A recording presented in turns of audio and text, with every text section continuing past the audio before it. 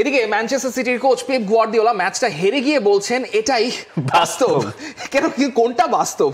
এই বাস্তবতা কি আমরা দেখতে চেয়েছিলাম? ম্যানচেস্টার সিটির যে অবস্থা, এমনও হতে পারে যে সিটি বাদ পড়ে যাওয়াকে ইঙ্গিত করে তিনি বলছেন যে এটাই বাস্তব।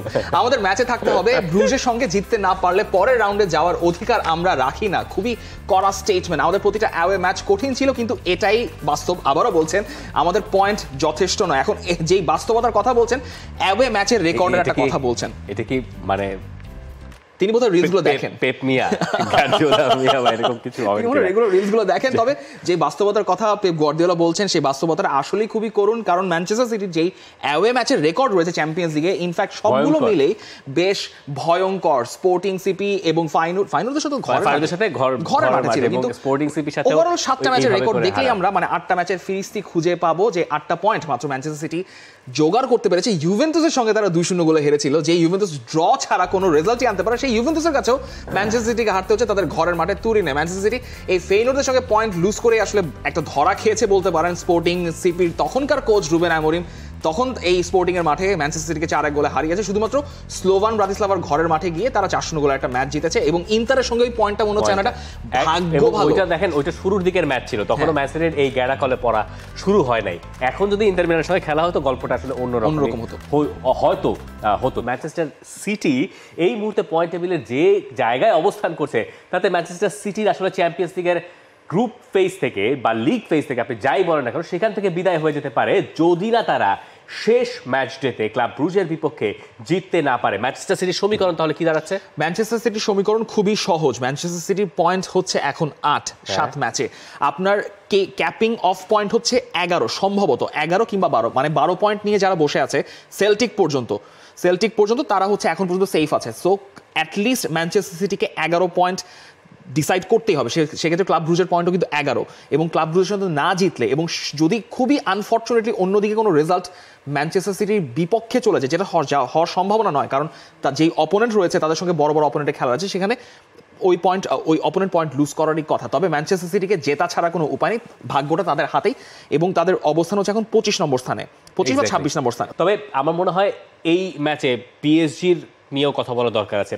লুই এনরিকে এবং পেপ গার্দিওলা দুজন তো কাছাকাছি, মানে বন্ধু, একই ডিএনএ বন্ধু দুজন। বার্সেলোনা একসঙ্গে খেলেছেন এবং দুজন কোচ হয়েছেন, বার্সেলোনাকে নিয়ে ট্রেবল জিতেছেন দুজনের ভেতরে অনেক সিমিলারিটিস আছে।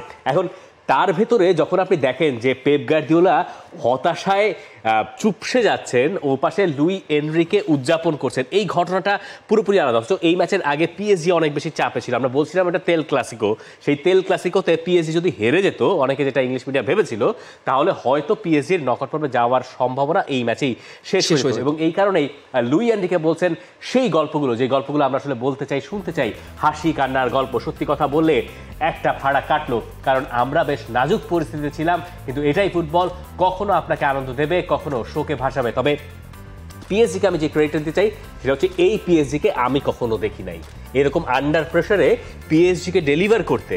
আমি আসলে গত 5-6 বছরে আমার মনে পড়ে না আমি দেখেছি। কিংবা 2 বছর আগে যখন ওই ম্যাচটা পিএসজি জিতলো 3 গোলের ডিফারেন্সে, 2 গোলে পিছিয়ে যাওয়ার পর, সেই ম্যাচটা তো যেই রিগোর ছিল, সেই রিগোরের চাইতে এই রিগোরটা ওয়াজ অ্যাবসলিউটলি ডিফারেন্ট। হ্যাঁ, এইভাবে ডমিনেট করেছে তারা ম্যাচ। কারণ ফার্স্ট হাফে আপনি এটা স্বীকার করেন যে we were board to death. বললাম তো আপনার সাথে কথা হচ্ছিল আমার, যে আমি ঝিমিয়ে পড়ছিলাম অলমোস্ট। যে ঠিক আছে, ট্যাকটিক্যাল ব্যাটল হচ্ছে, ট্যাকটিক্যাল ব্যাটল চোখে দেখার জন্য খুব একটা শান্তি না, সবাই জানেন। কিন্তু সেকেন্ড হাফে যেই ফুটবলটা খেলেছে, কারণ ওই স্টেলমেট থেকে বের হওয়াটা পিএসজির জন্য দরকার ছিল। কারণ ভাই ইমার্জেন্সি, আমি 2 গোল খেয়ে পিছিয়ে গেছি, আমার এখানে অ্যাটলিস্ট 3টা গোল দিতে হবে, এবং সেটা 10 মিনিট। এবং জাও নেভেসের ওই হেডারের গোলটা ওয়াজ অ্যাবসলিউটলি ফ্যান্টাস্টিক, এবং গনসালো রামোসের গোলটা যে হবে, ওটা প্রথমে তিনিও সেলিব্রেট করেনি যে ওটা গোল হবে, কিন্তু শেষ পর্যন্ত এই যে 4-2 গোলে জেতাটা, এটা সম্ভবত আমার দেখা, আমি যতদিন ধরে পিএসজি খেলা দেখছি, পিএসজি দেখা আমার কাছে মনে হয়েছে পিএসজি দেখা বেস্ট পারফরমেন্স। মানে অনেক লম্বা সময় এর মধ্যে ভেতরে হয়তো সেই ধরেন বার্সেলোনাকে 4-0 গোলে হারানো এরকম কয়েকটা ম্যাচ তাদের পাওয়া যাবে, কিন্তু সেগুলোর পরের লেগ বাকি ছিল। সেই পরের লেগ বাদ দিয়ে আমি বলছি সিঙ্গেল লেগের ম্যাচে এইভাবে ডেলিভার করা পিএসজির জন্য বেশ স্বস্তির আসলে।